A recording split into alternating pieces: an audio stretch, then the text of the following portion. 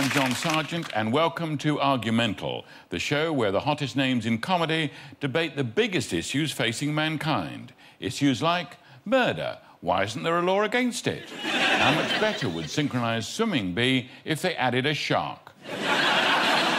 Will Peter Andre blossom now that he can concentrate fully on his music career?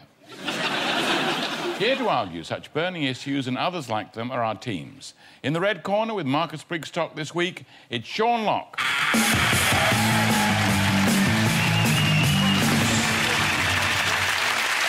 And joining Rufus Hound in the blue corner, please welcome Stephen K. Amos.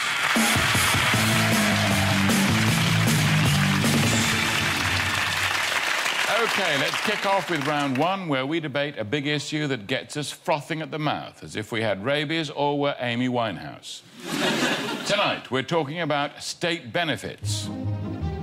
Scroungers, those benefit-bleeding job dodgers, taking our cash and smoking our fags. It's a constructive day if they make it to the sofa in time for Trisha. Want a bigger house? Then pop out another kid and get one for free. Easy. These days, there's no need to lie about looking for work either. There's no chance of finding a job because there aren't any. Hey, Sponger, you've never had it so good. But the issue I want the teams to argue over is this. People on benefits should have lots of kids. Supporting the statement on behalf of the red team, it's Marcus Brigstocke.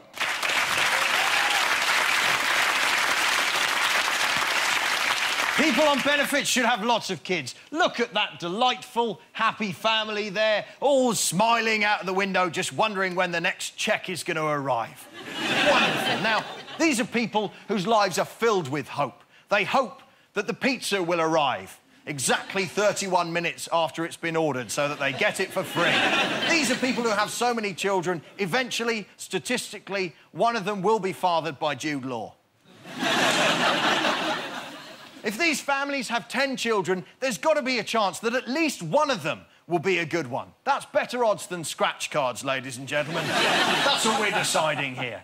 Benefit-based families should have loads of children. No one else is going to fill up Liverpool, are they? And Scousers aren't leaving. The whole thing takes care of itself because they're convinced they're in the best city in the world. They can have it.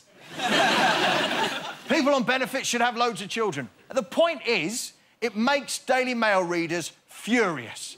And the more angry they are, the closer they get to having that crucial aneurysm.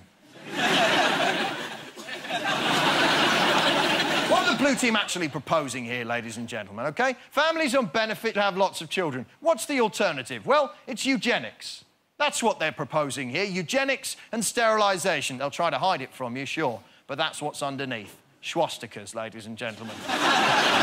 These are people who contribute to the economy. You give someone a benefit cheque, bang, it's gone. They've spent it immediately. Before you can say, don't go into Argos, they've gone into Argos. And it's gone. These are the people who buy lottery tickets. They keep the lottery going. Now, the Royal Opera House, it says outside, the Royal Opera House, proudly funded by the National Lottery. That's misleading. It should say the Royal Opera House, proudly funded by Dole Scum, Chavs and Asbos. Ladies and gentlemen, these people must be free to have as many children as they like. Not patronised, not sterilised. Vote for the red team. Thank you. Thank you, Marcus. OK, next up, opposing the statement, it's Rufus Hound.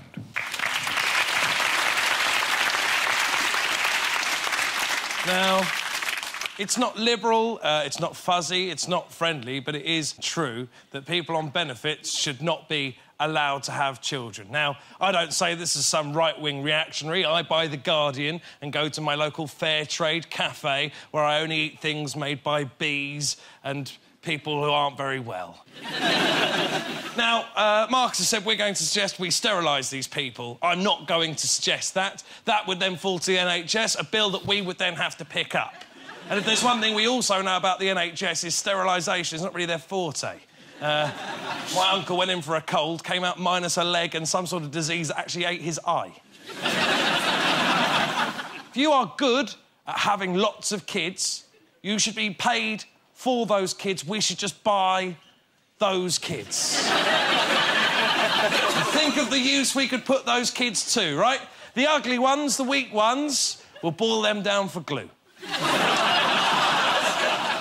The fat obese ones, that is just pure energy storage. Let's get them on the cycle machines, yeah? Come on, fatty, cycle, cycle! We don't have to feed them, and that is a sustainable energy resource.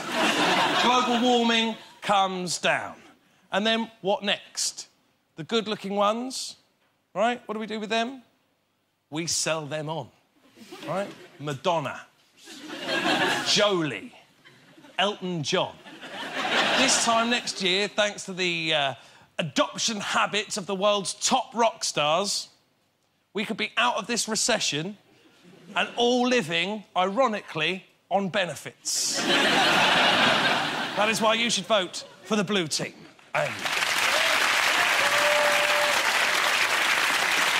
Thank you, Rufus. So, Sean and Stephen, is there anything you'd like to say in support of your teammates? Well, I'd like to maybe take umbrage with the actual argument, because I'm sure the argument should people be allowed to have more kids? If you just walk down in a supermarket, see a little kid, go, oh, whoa. Remember the days we could hit kids? Remember those days? You could beat kids, even kids that weren't your own. You go into a supermarket, what is that little shit doing? Boof. Aisle 7. So let's not differentiate between people on benefits. That's my problem, you see. Just to make a point, I'd like to say I think the question should be, are moths more scary than butterflies? I think it's always moths. Yeah. It's always moths. But anyway, we're getting away from the main issue there. I think more interestingly is what you're advocating, people on benefits. Imagine you lose your job, which after that speech isn't unlikely. You find yourself, you can't get any more work. So if that happened to your own family, how would you feel? Well, I lose my job and I go home and I say to my son, well, it's been awfully kind of you to pop by. Good luck, old son. Thank you all very much, thank you. So, should people on benefits have lots of kids? It's time for the studio audience to decide who made the best case. Hold up your red card if you agree with Marcus, who thinks people on benefits should keep having kids. And your blue card if, like Rufus, you read the Daily Mail. So, vote red for Marcus and blue for Rufus. Vote now. Not a Daily Mail readers in. Room full of Nazis. So, that looks like a victory for the blue team. Well done, Rufus and Stephen. They convinced our audience that people on benefits should not have lots of kids. Dole scroungers claim thousands upon thousands in benefits. And do you know whose pocket it comes out of? Yours. I've got an offshore account. Our next round is called Flip-Flop, where we find out how well our teams can argue with themselves. I'm going to give one member of each team a statement which they must support until they hear this sound. At which point, they must perform a U-turn and argue against themselves. Then flip-flop backwards and forwards every time I press the buzzer. Sean and Stephen will play this one. Sean, you're up first. I'd like you to begin by arguing that Wikipedia is not a real encyclopedia.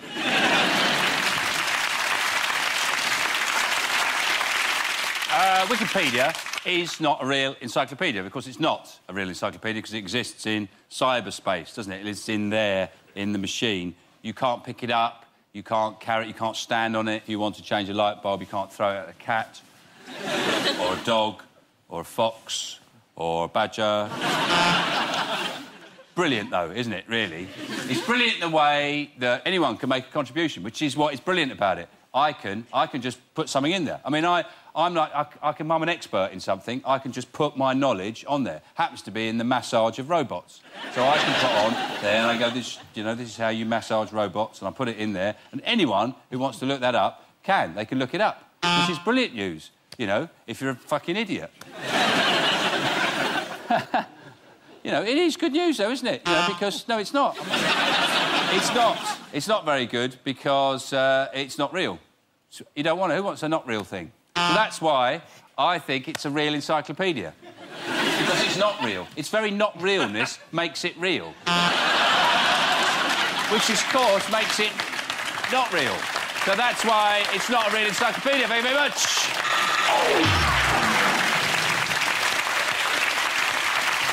Well done, Sean. Wikipedia is not, of course, a true encyclopedia. At least according to Wikipedia, which defines an encyclopedia as a short, rubbery, oblong thing. Personally, I love Wikipedia. You could go as far as to say, I'm a Wikipedia-phile. Rufus and Stephen, what did you make of Sean's performance? My problem is I wasn't quite sure if you were pro-Wikipedia or against it. Oh, for Christ's sake, Stephen, you don't understand the game here. When the buzzer goes, you change your mind. You didn't argue one case or the other, you know, to convince me. No. Yeah. That's why I was very careful, very clever. OK. OK, thank you. Stephen, you're up next. I'd like you to start off by arguing that it's unacceptable to pee in the shower. Oh, that's much easier. Oh, shut up.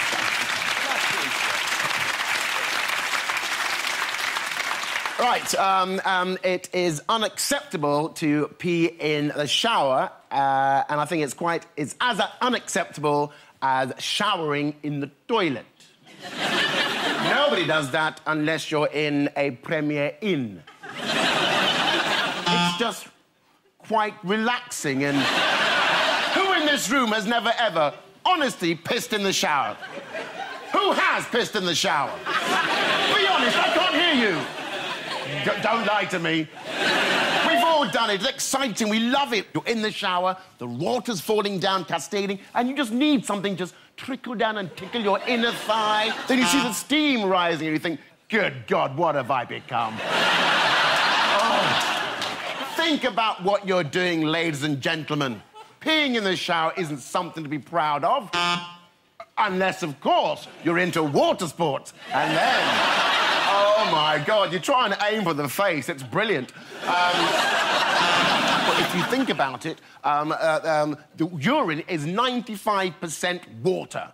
The English Channel is also 95% urine. And we don't have any problems swimming that. Hey, look at me, look at me. Oh, push the turd out of the way.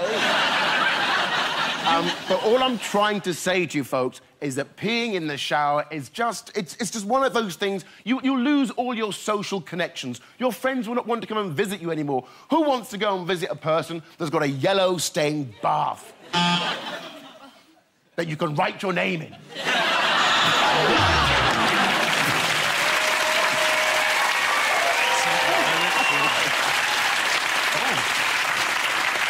Thank you, Stephen. Well flip-flopped. I always insist on having a shower after any kind of sport or physical exercise, which means I last showered in 1973. OK, time for the studio audience to decide who flipped and who flopped. If you thought Stephen flip-flopped best about weeing in the shower, vote blue. But if you thought Sean flip-flopped best about Wikipedia, then vote red. So it's blue cards for Stephen or red cards for Sean. Vote now. That's a lot closer than I thought it was going to be. So, a blue majority there. Commiserations to Sean, but congratulations to Stephen. Join us after a break when we'll be finding out whether real life should be more like EastEnders and whether our studio audience are happy to let these two people have sex. Don't go away.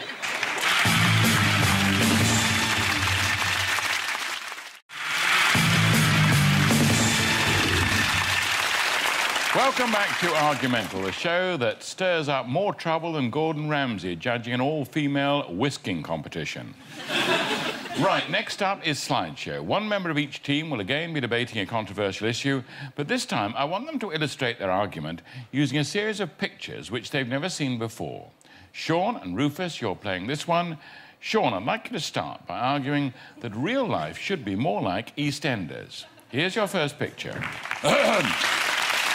Oh, thanks. Of course, it'd be great if real life was more like EastEnders, wouldn't it? Apart from the obviously relentless shouting, it would be much more forgiving. Like, you, for example, you could have sex with someone's nan and everyone goes a bit mental for a few weeks. 6 months later, it's all forgotten about. Nobody ever mentions it again. But the least you'd expect in real life is a nickname, isn't it? And especially if you did it, if you took them on a day trip to Stonehenge and left the poor old deer in the middle of the circle to be sacrificed by druids. which sounds implausible, could easily be the plot of next week's EastEnders. and then you have a boy band, Take That. Yes, but imagine if Take That turned up on EastEnders. Imagine how shit that would be. I think I'm the only person in this country who still thinks they're shit. Take that, you're shit! So, that would be, like, equally a situation that you could have on EastEnders, you know, or you could have, like, Dot could go to the moon. Quite easy. So, and then the Queen would come round and she'd have a look at a picture of Dot because she can't be bothered to lift her head up and look at the real one.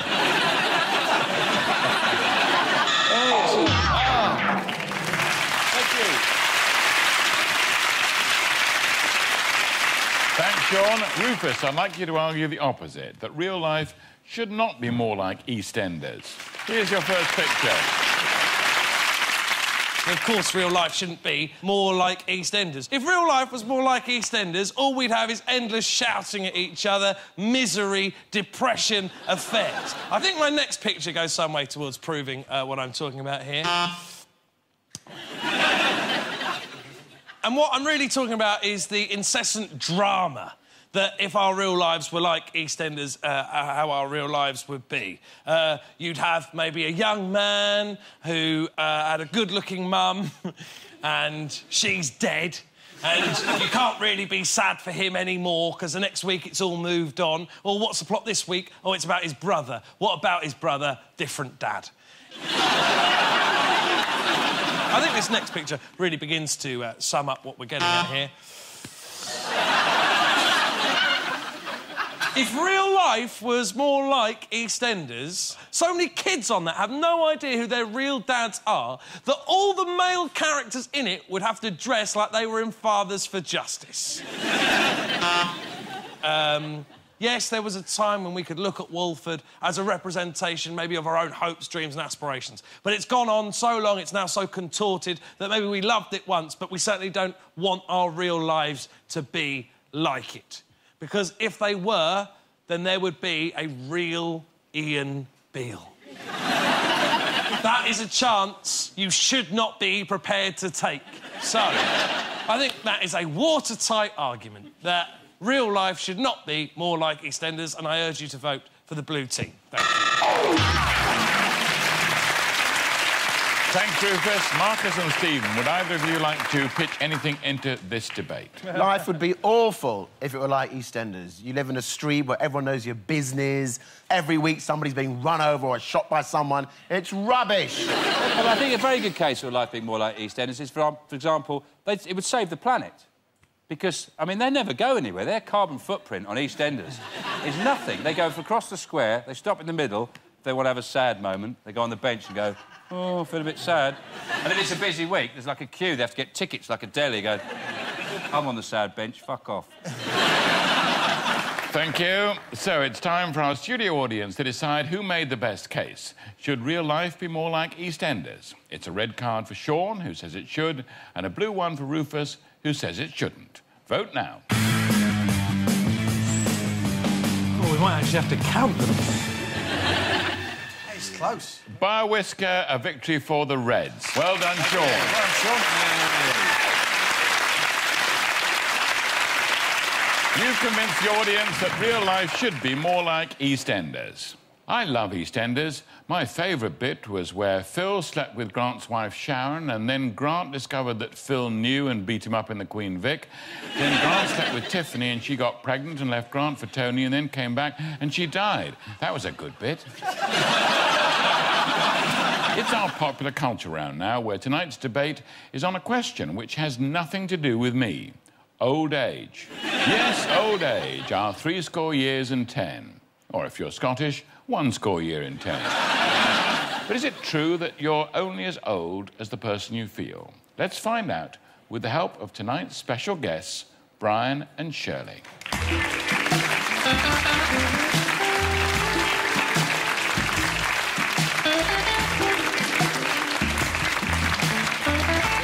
Marcus, you're up first. Meet Brian and Shirley. Good evening, Brian and Shirley. How'd you do, Shirley? Very nice to meet you. Brian, a pleasure. With that in mind, the statement I want you to argue is this. Old people shouldn't be allowed to have sex. Who said? Who said? Well, please, allow me to explain. Right. Brace yourselves. A lot of people will tell you, ladies and gentlemen, that sex gets better with age. That's not technically true. You're just more grateful when it happens. Listen, there is a certain age... There's a certain age where the body's fluids stop running. Now, no, I don't want to be too graphic, but I don't know if anyone here has ever tried to eat muesli without any milk.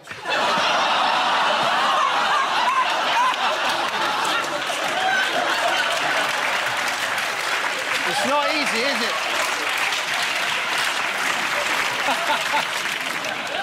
Be honest, ladies and gentlemen, the only thing that should be inserted into people of this age is a hearing aid, a catheter, or a Worthless original. Huh?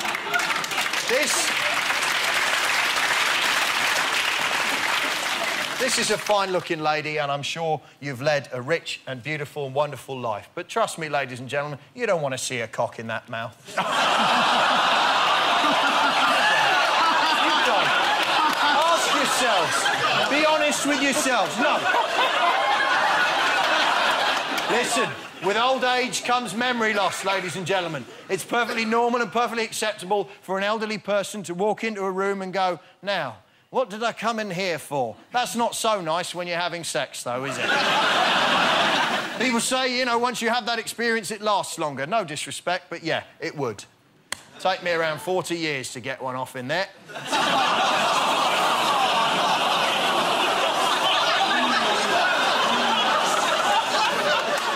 Cross the line. Ladies and gentlemen, old people should not be allowed to have sex. You know it makes sense, folk red.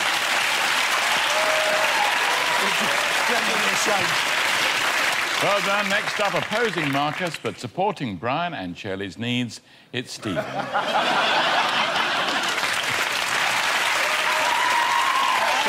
how do you do? Brian, nice to meet you.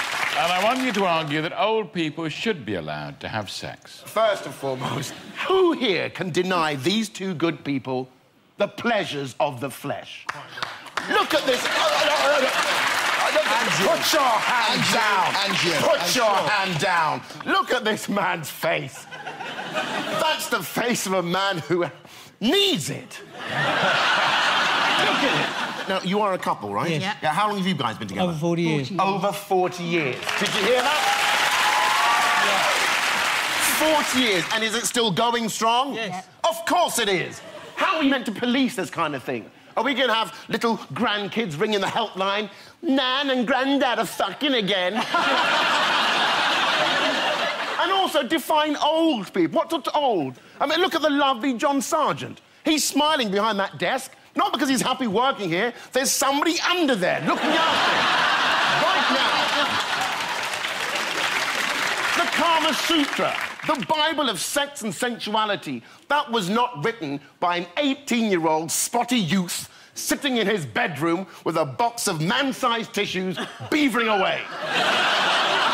It wasn't. When you do any kind of activity, the more you do it, the more experience you will have at it. So by the definition, their 40 years of rumpy-pumpy must be explosive. God, I just can't wait to hear you go, wow! Well, I can, but... And we're going to start looking at old people in different ways, you know? You get a phone call, oh, Granny's had a fall, and you think, oh, you had a hip done again. No, she had a fall because she's having rough sex. I know it's something we don't want to think about, but it happens. If I get to your age, sir, and I can still bang one off, I say salute you.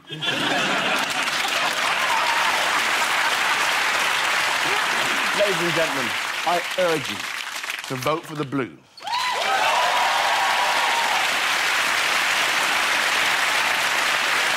Thanks, Stephen. Sean and Rufus, would you like to add anything in support of your teammates? Yeah, absolutely. I think Stephen closes on a very sentient point there, John. As an older man, if Marcus were to stop you from having sex, how would he earn his pocket money?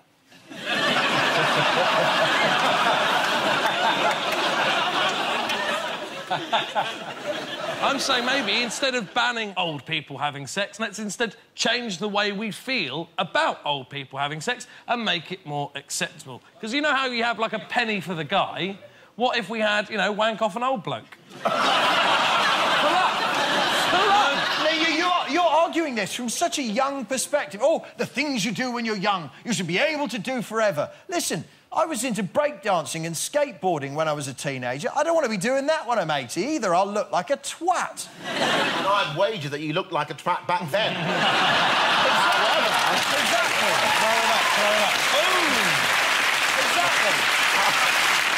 All right.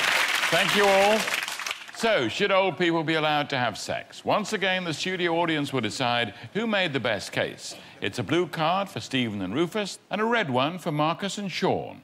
Vote now.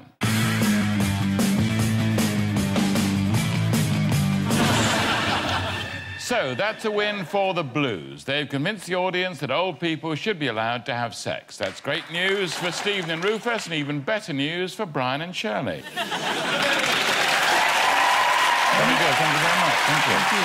And good luck.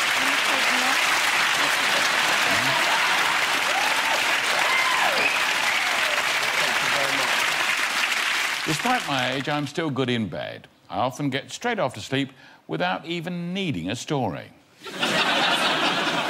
Time now for the final round and a last chance for our teams to show just how argumental they really are. I'm going to show them a series of images. All they have to do is suggest what argument the picture is proving. OK? Here's your first one. This is an argument that if this is where they keep their crockery, you don't want to see where he keeps the cutlery. Is this an argument for not putting your husband in the dishwasher? Is this an argument that this is the kind of shrapnel you get if you insist on being a Greek waiter? The next one. Just an argument for Ron sealing that decking. That's gonna... One bad winter, that'll gone, that'll splinter away, there'll be nothing there. They've just taken him to the pond and going, see, you could live here, but you can't, because you're in a fish prison. Is this an argument for what it must feel like to live in Glasgow but watch programmes set in London? Next one. This is an argument that if you are going to have a door policy that allows polar bears into your nightclub, you need better bouncers. I imagine this is an argument that Rufus and Stephen will support, that you're allowed to have sex with old people and polar bears. Oh, that's fine, too. Do you know, Sean, if you can find a way to have sex with a polar bear, fucking go for it. OK, that's it. So for the final time, it's down to our studio audience to decide who made the best case tonight. Red for Marcus and Sean, and blue for Rufus and Stephen. Vote now.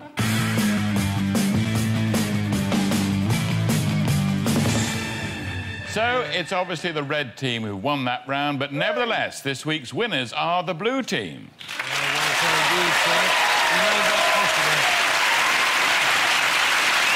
Well done, Rufus, Hound and Stephen K. Amos. Commiserations to Marcus Brigstocke and Sean Locke. That's all we've got time for. Good night.